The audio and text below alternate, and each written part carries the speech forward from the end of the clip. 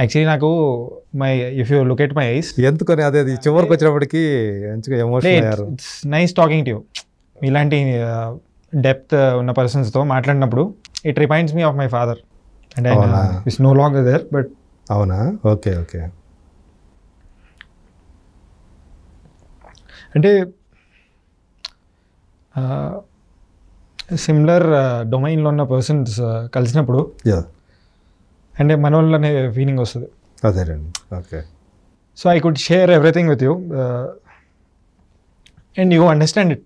అవును, తెలుస్తుంది నాకు. సో అందుకే ఐఎమ్ బికమింగ్ ఎమోషనల్. కానీ మాత్రమే ఉండాలి ఇప్పుడు. అంటే ఇదేదో కాంట్రవర్సీ జరుగుతుంది, ఇవన్నీ పిచ్చలైట్. కానీ ఏమో I felt your like my family. Okay, thank you. అంతే సార్, థ్యాంక్స్. అంటే మీ అంత ఎమోషనల్ అంటే మీరు ఇందాక చెప్పారు కదా, మ్యారేజ్ గురించినప్పుడు నేను ఎమోషనల్ పర్సన్ ఎందుకునే కిడ్స్ వద్దు అనుకుంటాను ఇట్లాంటివి ఏమో చెప్పారు కదా, దాన్ని బట్టే అర్థమవుతుంది. ఎందుకు నాన్నగారికి ఏమైంది? అంటే he died of cancer, prostate. Okay. నేను ఎలా జంపాల వర్క్ చేస్తున్న టైంలో అమలాపురంలో ఉన్నప్పుడు ఐ గాట్ అ కాల్.